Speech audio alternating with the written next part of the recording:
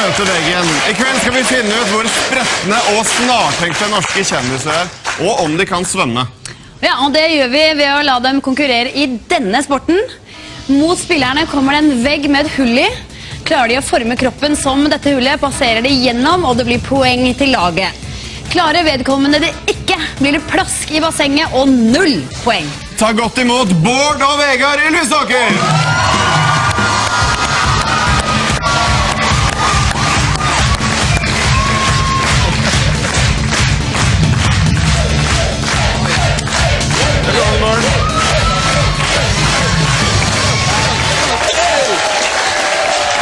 Halla! Går det? Ja, det går bra. Du da? Jo, det går kjempefint. Vant siste uke. Bård, Ja. hva gjorde du feil da? Nei, jeg lurer på om jeg valgte litt sånn et tett lag. Tett? Ja, de kunne lett brukes til sånn skittemasse. Jeg har en liten teori. Jeg tror faktisk at de hadde litt feil kroppsform. La oss se på hva som skjedde forrige uke. Feil kroppsform. Ja, de sitter jo fast i veggen, Bård. Ja, det er noe med det greiene. Alle tre? Alle tre sitter fast. Det. Ok, nå er det en ny konkurranse, det er nye muligheter, Bård. Og hvem er det du har med deg denne uka? I dag er et tema på dette lag penger og økonomi, så jeg har tatt med meg en kjemperik innvandrer og en utrolig fattig komiker. Ta imot Tommy Sharif og Janne Rønningen!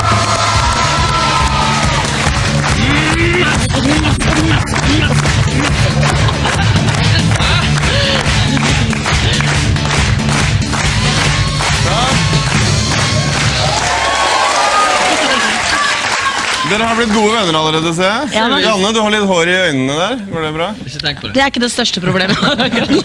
Janne, hva tenker du blir den største utfordringen i dag? Det tror jeg blir å glemme hvordan jeg ser ut i denne drakten. Du ser strålende ut, jeg. Jeg synes det er deilig ut. Det som kommer til å bli den største utfordringen i dag, tror jeg, jeg fikk akkurat høre av Tommy at han ikke kan svømme. Det stemmer. Det stemmer. Så jeg forlanger sånne gule egg. Jeg tror faktisk vi har noe liggende her, jeg. Ja, se der. Det ligger noe Veldig greier. fint. Bård. Hæ? Er det noe... Vi hørte noen rykter, skjønner du, vi trodde ikke helt på det. Ja, men du kan svømme. Nei, Ærlig talt. ja, ærlig talt. Jeg tror du er akkurat så høy som vannlinjen, så du er bare å strekke litt på halsen, så... Ja, men jeg ser ikke nedi der Nei, allikevel. så jeg- nei, det var det jeg også sa. Vegard, hva syns du om laget til Bård her? Det er jo ikke akkurat sånn at det kiler i trikoten min når jeg ser på det. Hvem blir de tre da, på ditt lag? Du, i dag har jeg satset på en idrettstopputøver. Det er bare for å være litt sånn intimidating. Også en sangartist. Så ta godt imot Skip Pål Trulsen og Kristian Ingebrigtsen! Oh yeah!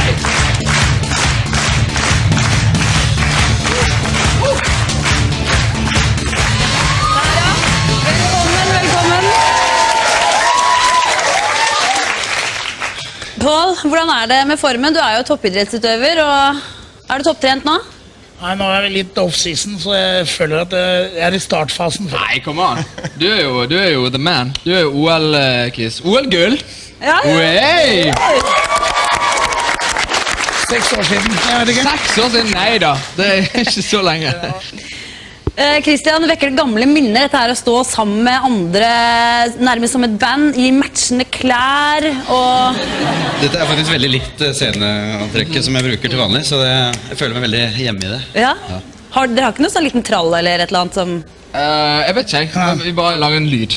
Moi! Hører du det? Rødt lag. Her ser vi litt lagånd. Hvordan er det med lagånden? Det er helt fint. Jeg tror vi er litt mer på den Tommy?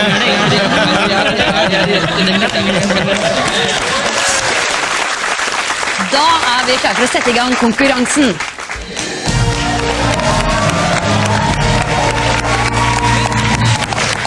I singelrunden skal en spiller gjennom ett hull i veggen. Klarer spilleren dette, så får laget 10 poeng. Og Bård, hvem er det du satser på i den første runden?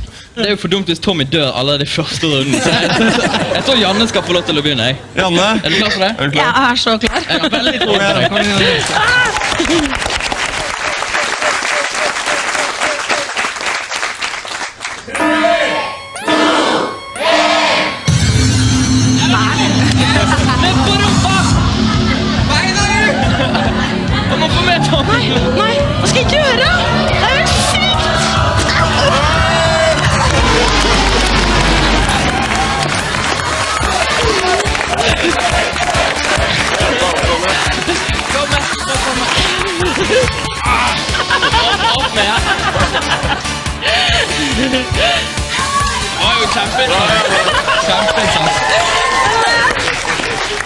Det går. Hva kan jeg si? Jeg har dårlig retningssans, liksom. Jeg hadde liksom planlagt at når den kom, så skulle jeg liksom hoppe sånn. Men det var... Det hadde vært kult. Jeg skjønner fortsatt ikke hva... Janne, vi har reprisen på det. Følg med. Ja, nå gleder jeg meg. Ja, det er fint.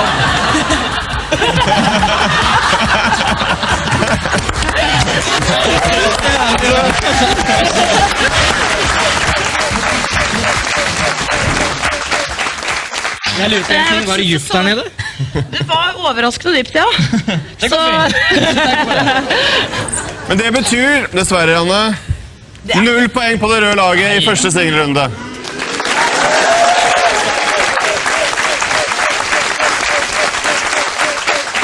Blått lag har første poengsjansen. Yes. Vegard, Det hvem blir skal uti? vanskelig å slå dette.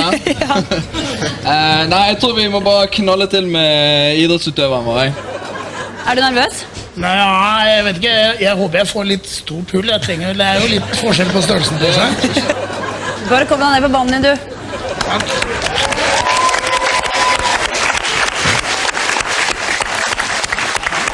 Ok, følg godt med på.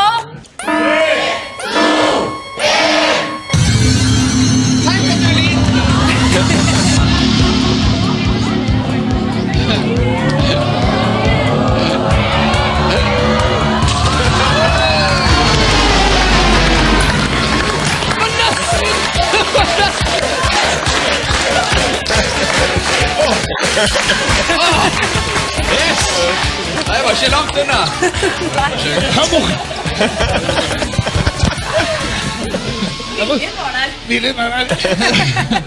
Jeg våkna i hvert fall. Lurer dere på hvordan det så ut, så kommer det i slow motion her.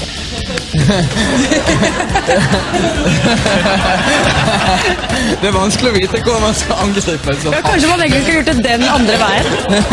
Det er som å gripe et tak der. Det var jo hederlig innsats. Du ga deg liksom ikke. Det gjorde du ikke. Det var bra kjempa, men dessverre 0 poeng til blått lag.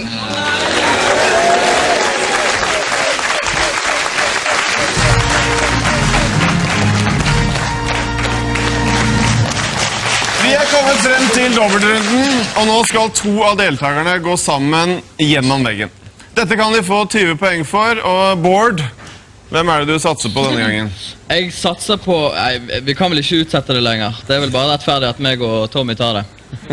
Men siden du nå kan hende du dør, er det noe du har lyst til å si til familien hvis du kan hilse hjem? Nei, jeg har i hvert fall lyst til å si til alle pakistanerne som sitter og ser på nå, at ikke kom og si at ikke jeg prøver å integrere meg i det norske samfunnet. Ta plass! Vi tar det! Gjør det. Tommy og Bård, er dere klare? Nei, nei, nei. Er dere klar? Jo, jo. Det hjelper ikke. Du får gjøre det beste ut av det, Tommy. Ok. Og her kommer veggen! Ja!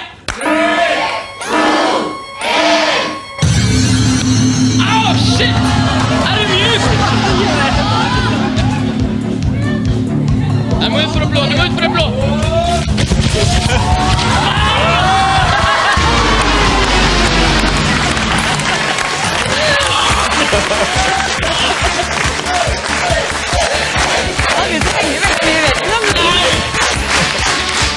Tommy? Kom han gjennom? Juksa jeg, eller klarte jeg det? Altså, det er noe av det mest akrobatiske jeg har sett. Du tok den på en måte baklengs i blinde og bare satt ut bein og armer.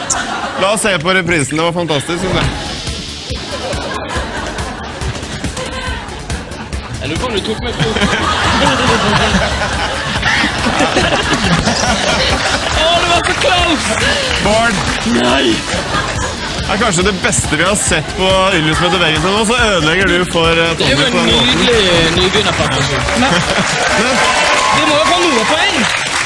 Tommy, jeg tenker på, Nei, vet du hva? var det fordi du var livredd for å drukne, at du rett og slett kom deg gjennom den veggen? Du får en ekstra sånn kick, ja. Men jeg er så selvsikker nå, så nå tar man disse, for jeg skal ikke ned i der. Hæ? Du skal ikke nedi der, du er helt sikker. Det høres bra ut. Utrolig innsats av Tommy, ræva innsats av Bård, og det blir 0 poeng på det røde laget.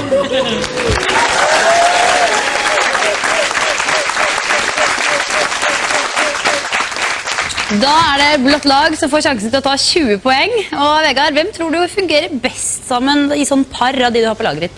Jeg tror jeg og Christian tar det. Ja. Og så kan Pål stå og varme seg litt. Ja. Og nyte synet av noen som virkelig klarer det. Come Kom on! igjen!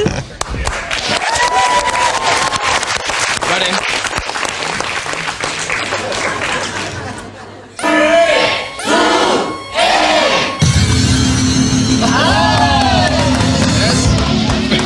Hvordan?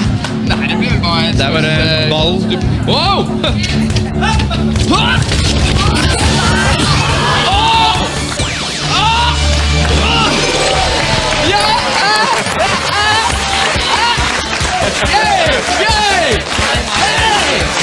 Vegard, få se på deg.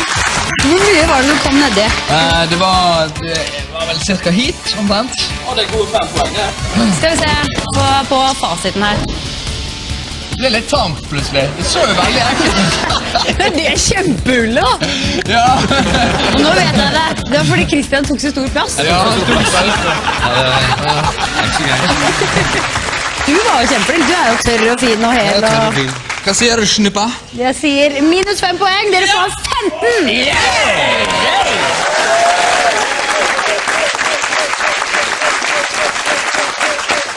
Rødt lag, hvem er de heldige nå, Bård? De heldige er vel de som sitter hjemme og ser på dette i en varm og god sofa. Så hvis du ser sånn på det. Men siden ulykka først er ute og du står der i sølvtrikot, så tror jeg sender de 2 gjestene, jeg altså. Tommy og Janne, ta plass. Lykke til!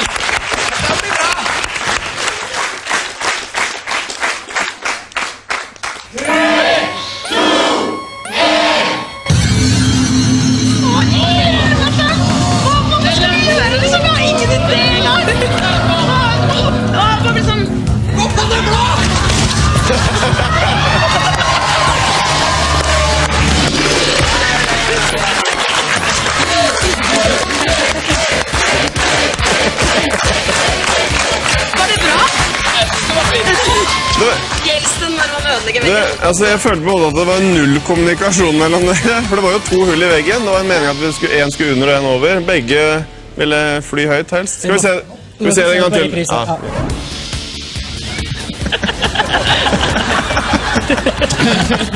Det var liksom null samarbeid. Det var liksom, det stod en rygg mot rygg å være med huet først. Du kom deg i hvert fall gjennom veggen. Og Tommy, du er jo helt vill. Du er jo ikke i nærheten av å ramle ned, mann. Jeg skal ikke droppe i det programmet. Altså. Så vi må dessverre gi 10 poeng trekk, fordi dere ikke brukte begge hullene. Men dere får 10 poeng! 10 poeng!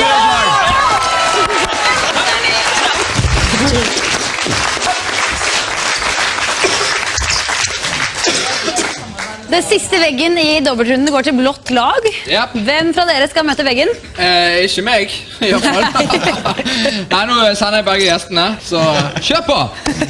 Knock yourself out!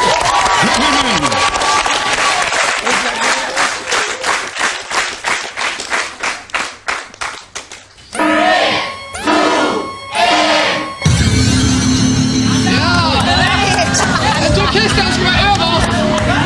Nei, øverst.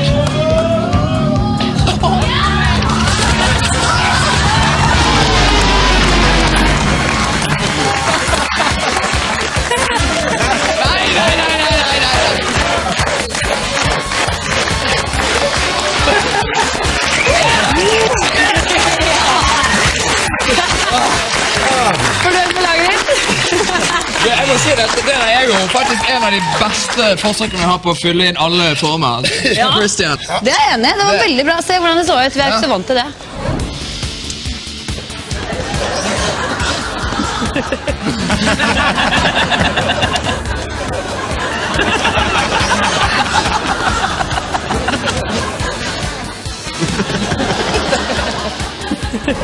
Jeg trodde at dere skulle klare det. Jeg hadde overhodet ingen tro på det når jeg så den på en måte. Beklager, men det ble 0 poeng til blått lag.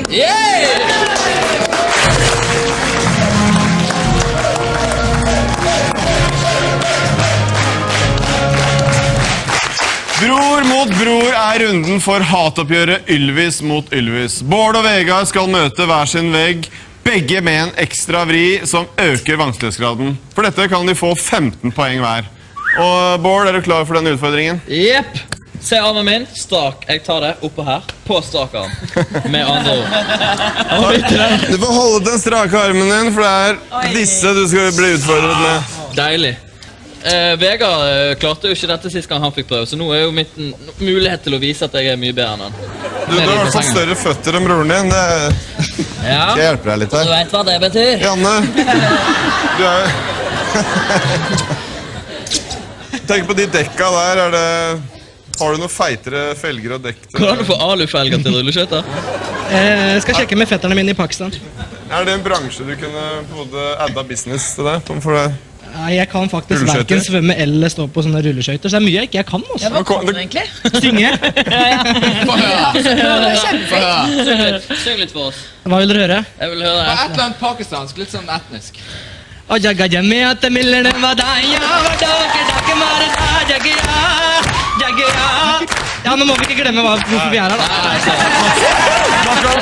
Du får bare komme deg ned. Skal jeg gå vanlig ned, eller skal jeg ta... Imponerende greier.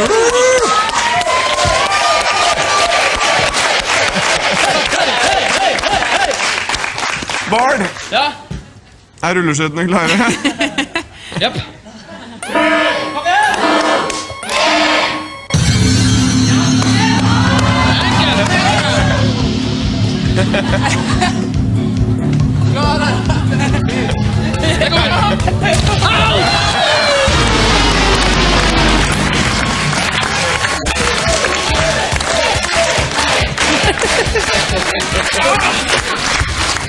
Den innsatsen da, det skal du ha for. Nei, det var jo sjanseløst. Jeg hadde ikke klart den. Uten rulleskøyter heller. Er du keen på å se det en gang til? Ja, veldig. Du har god balanse på en fot.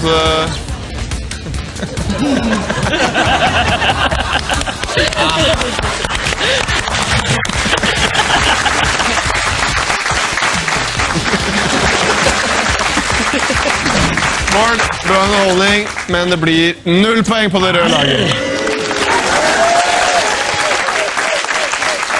Vegard, du får muligheten nå til å hente inn 15 nye poeng. Ja. Men du skal jo ikke bare gjøre det sånn så der på vanlig måte. Nei, vi har det jo ikke gøy her. Nei, her skal vi plages. Ja. Du har tenkt ut noe, Bård. Tenkte jeg skulle hjelpe Vegard litt i dag. Ja. For at det har jo vært veldig sånn ondt blod sånn oss imellom. Og så tenkte jeg, han er jo en fin fyr, så jeg skal hjelpe han litt grann, siden det er vann. Og sånt, så må han jo ha litt badeutstyr. Jeg tenkte gjerne noen svømmeføtter, gjerne en dykkermaske og en snorkel, og litt grann sånn en redningsvest gjerne. Kanskje det hjelper, sånn at det blir ekstra gøy for deg. Ok. Skal vi se. Å, herregud. Det ordner du, vet du. Har du ikke flydd? Da viser vi Men det. det er om å ikke bruke redningsvesten på tidspunktet der. Ok. Ja. Er du utdannet flyver eller purser? Jeg er utdannet forskermann på fly. Så dette passer meg egentlig veldig greit. Går det bra? Kommer dette til å gå bra? Ja. Ok. Nå.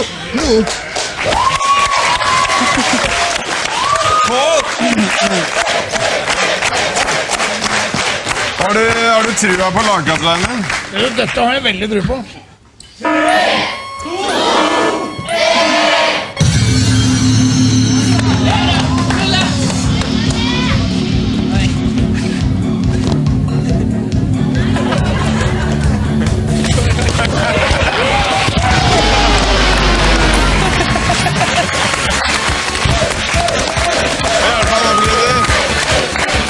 Det er broren din driver med nå, Bård.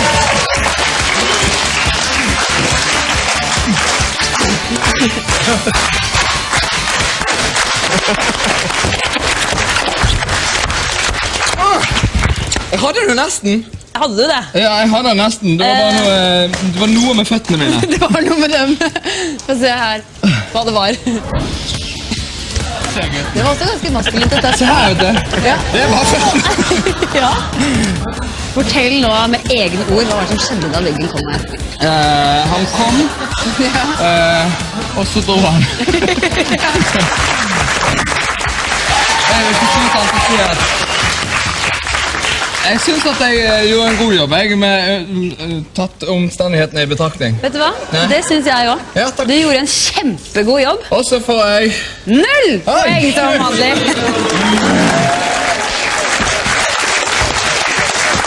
Vi må ta en liten pause her i Ylvis møter veggen, men når vi kommer tilbake må deltakerne belage seg på enda vanskeligere vegger. Hvis du skulle savne oss i mellomtiden, kan du gå inn på tvnorge.no og se for eksempel Vegard her gå gjennom veggen gang på gang. Nå er jeg straks tilbake.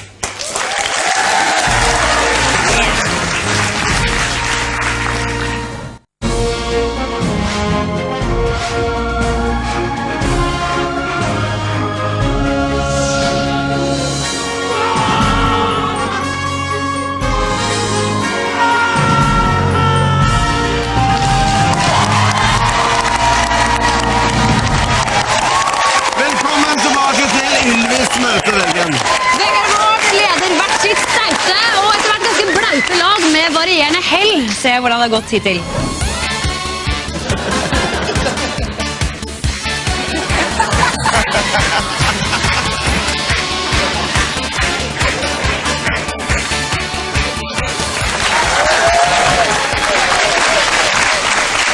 Situasjonen er nå slik at rødt lag har 10 poeng og ligger 5 poeng bak det blå laget. Og Janne, hva har du snakket om i pausen? Har du noen ny taktikk? Jeg har tatt en røyk, da. Du har tatt en røyk. Da regner jeg med at alt ordner seg. Jeg forventer å få en vegg uten hull nå, bare for at dere vil ha meg oppi. Kjersti, tror du vi har en vegg uten hull i som Tommy kan få til slutt, eller? Skal du ikke finne en Bare meie ned, det gleder jeg meg til å se. Ja, hvordan er det med blått lag her da? Vi har fått mye god tilbakemelding på kampropet vårt. Det var jo kjempebra. Ja. Vi kan jo prøve å lage et nytt et, altså, hvis du vil. Vi kan gjøre noe mer litt sånn R&B, tenker jeg. Litt mer sånn, så man får litt sånn folk med seg. Litt mer med. Sånn. Skjønner du? Nei, hvis du kan gjøre det. Og du også. We got through. Me and you, we are the blue. Skjønner du? Jeg tror vi skal gå videre til neste runde. Ja.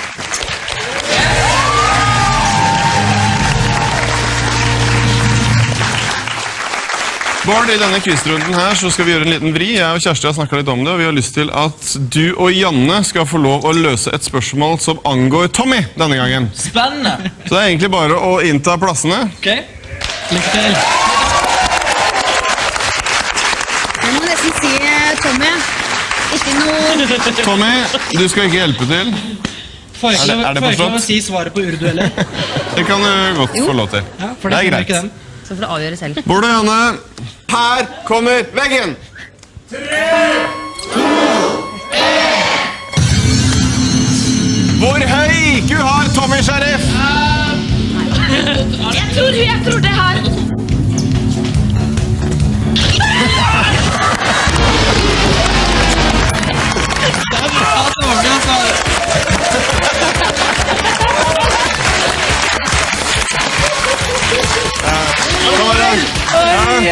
Tommy! Takk for tilliten. Tommy, hva er det riktige svaret her? 74. Er det sant? Ja, Du har jo sagt masse dekk. det må være flaks, men jeg tok faktisk IQ-testen på ordentlig, så jeg har faktisk bare 74 IQ. Men Jeg synes det er fint, hei. la oss se på hvordan dere resonerte i hvert fall en gang til.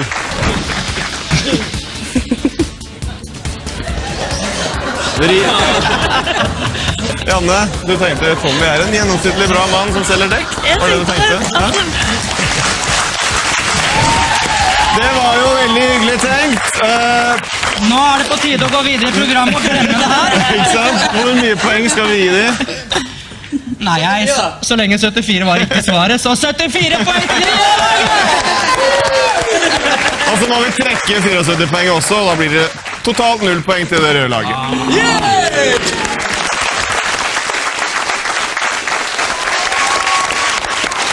Ja, da er det blått lag sin tur, og Kjetil og jeg har valgt ut hvem som skal delta.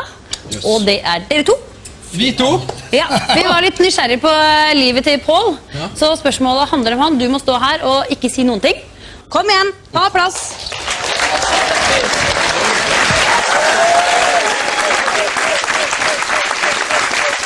Følg med, her kommer veggen.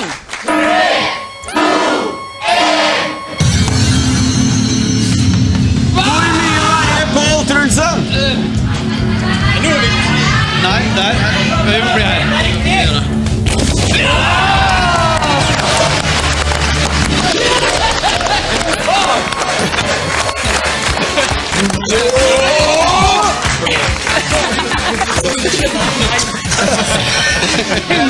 Ja vel. Er det mye der? Nei, det er akkurat passe. Det synes jeg. Og her kommer det i reprise. Dere, For å komme meg da.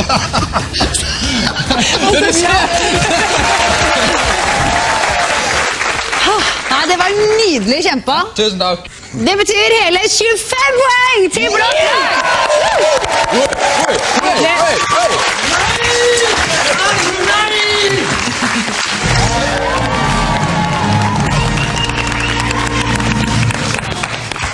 Ja, vi skal ha en ny dobbeltrunde, og denne gangen skal vi ha en liten vri. Vi gir den første veggen til det røde laget, og den lille vrien den går ut på at dere skal ha et lite speil. Og hvem skal du gi utfordringen til, Bård? Hvis det er speil, så tar jeg oss to. Hvis det var slegge, hadde jeg tatt meg og Tommy. Men jeg må ha med en dame på speilet. Dessuten så er jo kvinnene, de kan jo tenke med begge hjernehalvdelene samtidig. Og jeg er jo ganske feminin, så det blir jo 4 hjernehalvdeler i sving.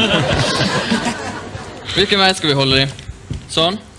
Dere skal stå med ryggen mot veggen og bruke speilet. Lykke til!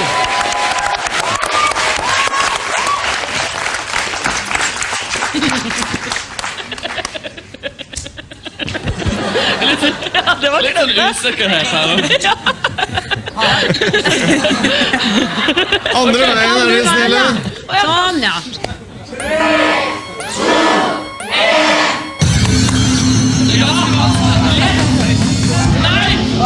Er du helt sinnssyk?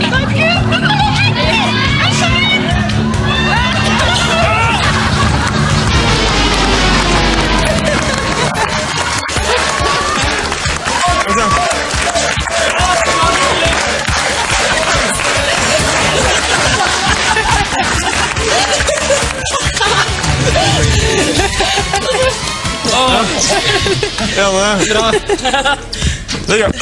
Skal vi se.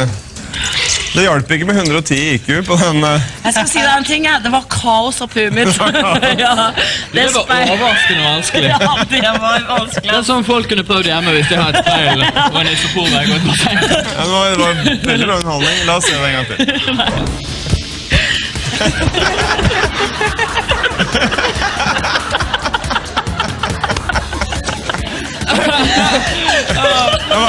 Var det bare kaos i hodet, Janne? Hva tenkte du egentlig? Er du så god under stress?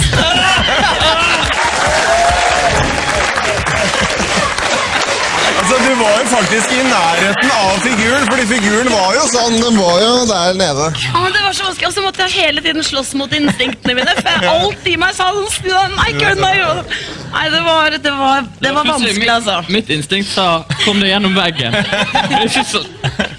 Men Bård, altså, du var jo ganske langt unna, du også. Ja, nei, jeg var inne på noe. Jeg var her.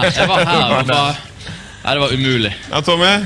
Du sliter med lagkameratene dine. Ja, det gjør det. betyr 0 poeng til rødt lag i denne runden, altså.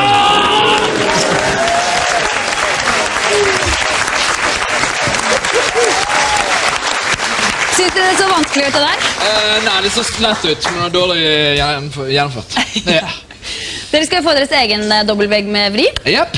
Har du som lagkaptein tenkt å delta selv, eller sender du ut? Ja, jeg har forstått det. Jeg har lyst til å sitere sangen til Eric Pritz. Ja. Den går sånn. Vegg with three, Paul and me, Paul and me, Paul and me, Paul and me. Yeah. Yeah. Yeah. Vi får se da hvordan det går akkurat nå. Du skal ha med deg den. Det står ikke fast, det er noe som lurer deg. Nei, Oi. hadde denne vært så vel. Du skal se på. Du er kjent for det der. Dette er kjent, vet du. Har du jobbet Kos deg en hånd og jobbet champagne i som den andre. servitør, eller? Nei. Har du? Jeg jobbet i Bakerbrun for lenge siden. Mest med boller og sånt da. Men jeg klarte en gang faktisk, jeg hadde sånn batch der med 50 kopper på, så jeg bare jakk ned på. Oi, sånn tenkt. Det var sånn? Ok, nok om det. Kom igjen. Er det med at bare brettet går igjen?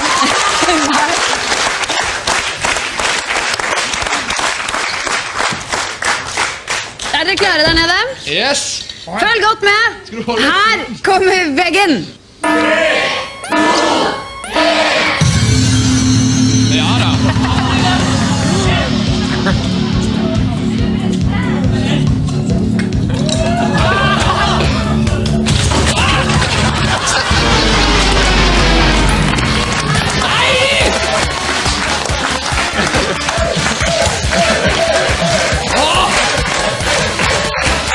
Anna, Du er tørr. jeg er tørr. Du er våt. Jeg vått. Pål, hva skjedde? Hva tenkte du? Nei, det var den grunntreningen hos Baker Brun som jeg aldri fikk. Som barn. Jeg fikk egentlig ikke helt med meg hva som skjedde. Stemmer. Se, Oi, så der allerede der, Pål. Helt ute. selv om man ikke har brett, så klarer jeg litt på. Hadde brett. Og du hadde brett, ja. Det var det jeg hadde.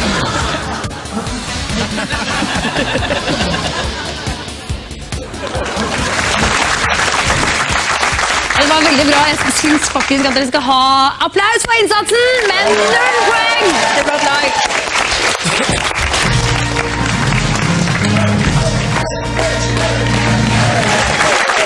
Da skal vi ha runden som virkelig tester lagenes evne til å samarbeide. Det er den fryktede trippelrunden. Hele laget skal gjennom hullet, og kommer de helskitt igjennom, får de med seg hele 30 poeng. Går en eller flere i vannet, så blir det nådeløst 0 poeng. Stillingen er nå, Bård, 40 poeng til det blå laget. Det er 10 poeng til dere. Ja, Hva skal dere finne på? Da velger vi å gå for den 30-poengsløsningen som du skisserte her. Og da sender jeg alle 3, for det må jeg jo. Utover det så har ikke vi noe plan. Nei, da er det bare å kjøre i gang.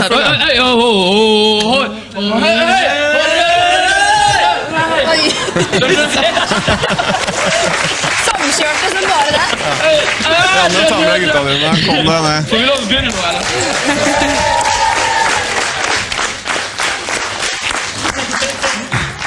Ja, nå kan det bli bading for første gang på deg, Tommy. Nei. Nei. Jeg tror jeg kommer til å holde meg nær Tommy, for der har han stått. Rødt lag, er dere klare? Ja!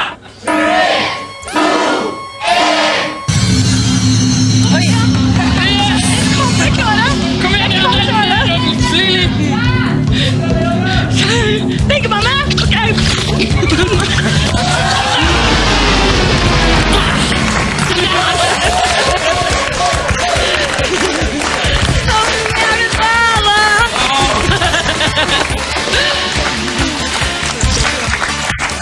Ja, Tommy.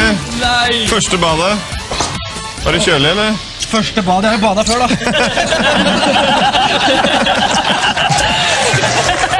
Jeg trodde ikke du kunne sange, skjønner du. Jeg trodde kanskje aldri hadde gjort det.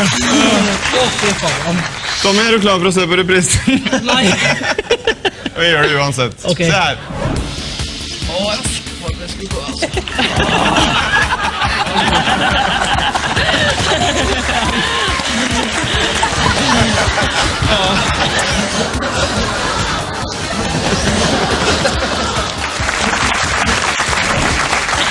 Ok, rødt lag. Første trippelveggen blir det dessverre 0 poeng.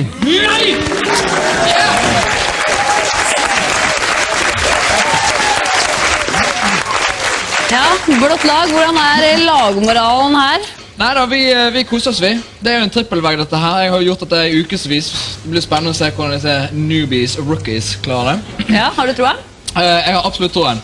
Ja, bra. Det er ikke så mye å vente med. Kom igjen! Ja, kom igjen.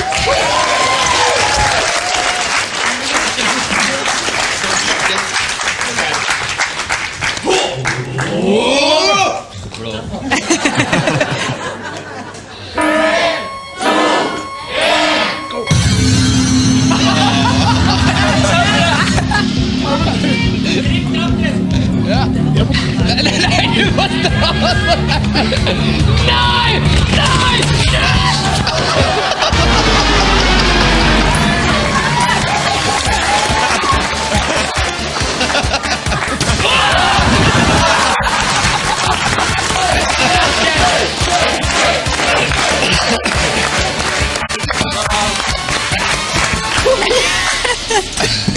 Så blir det man.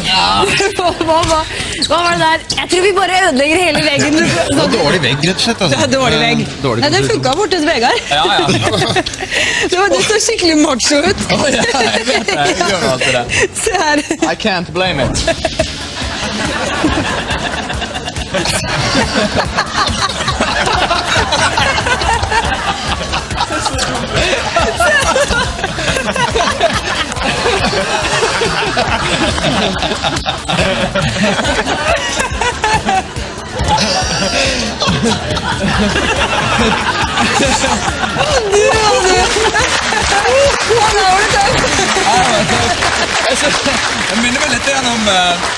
Jeg minner meg litt om han har Eros, den lille nakne engelen som sitter på en skjul. Neste gang skal jeg kle av meg og ha med pil og bue. Å nei, du og du, det var veldig festlig. Ja, det var festlig. Dere gjorde det så godt dere kunne. Ja. Dårlig sånn lagkaptein. Nei! 0 poeng!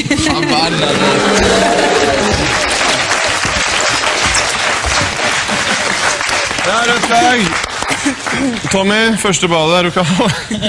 Det renner vann ut av ørene, er det riktig? Det skal det. Det er mye Sånn er bra. det her på Ylvis etter veggen. Janne, har du noe å si til lagkapteinen din, eller? Hva moro. Nei, unnskyld. Unnskyld, du er et strålende menneske som tilfører så mye positivt. Det er ingenting å unnskylde. Tommy, du og laget ditt skal få en ny sjanse på trippelveggen. Bare ta plass. Bare ta applaus.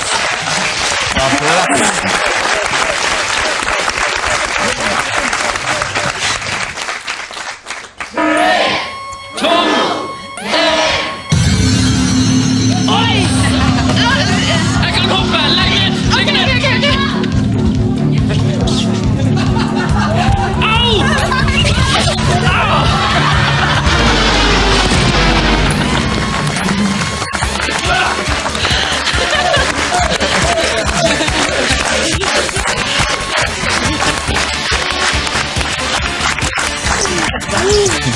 Neida, han er jo litt av en lagkaptein. Ja, han offrer seg jo. Ja, han er en kjempefin fyr. Applaus! Tusen takk!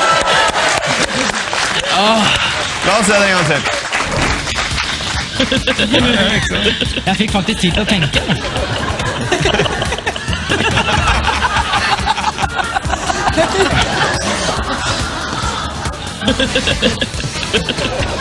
Nei, jeg skulle jo lagt meg ned selv og fått litt bedre TV.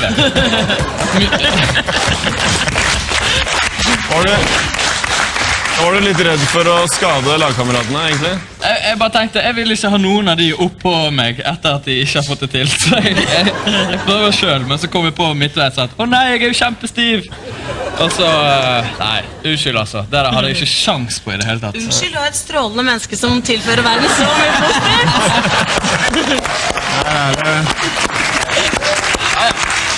God stemning internt i hvert fall. Vi tar en applaus for det røde laget, men det blir dessverre 0 poeng.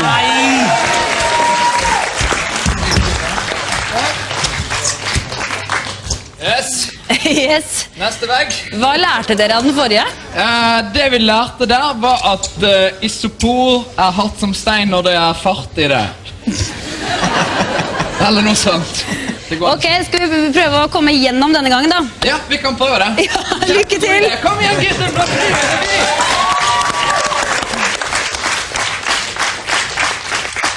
Åh, Ja, da vil jeg gjerne at dere konsentrerer dere litt denne gangen. ok. Pål, dette klarer du. Ja.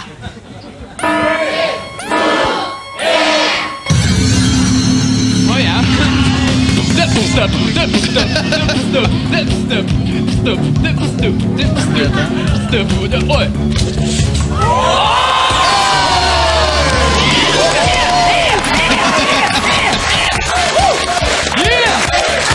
Wow! Ja, det var nesten for lett.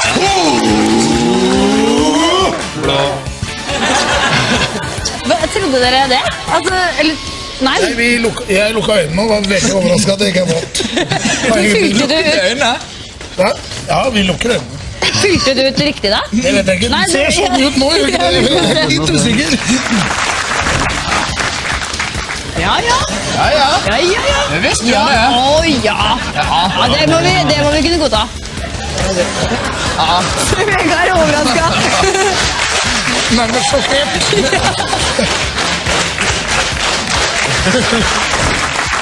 Fy søren, for en innsats.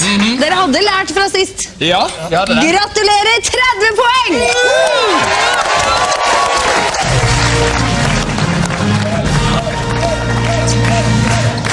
Ja, da er stillingen altså 70 til de blå og bare 10 til de røde. Ja. Men i finalerunden så kan dette fort endre seg. En spiller fra hvert lag møter den samme veggen. Den som står igjen på riktig side får heller 50 poeng. Den som eventuelt skulle falle nedi får minus 50. Det er nådeløst og brutalt her.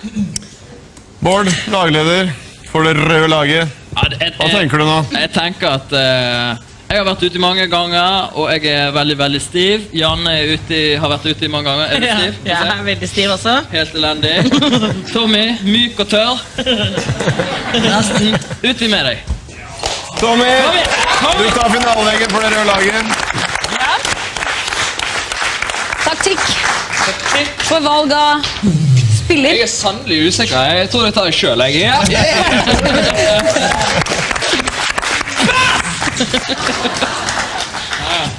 Ja, selv om dere leder blått lag, så det er ikke avgjort ennå. Nei, visste ikke det. Følg godt med, begge to. Her kommer finaleveggen!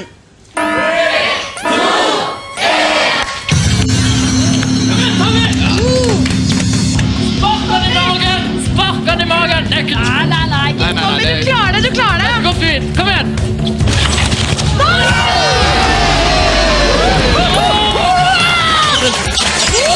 Ydmykelsen er i plass!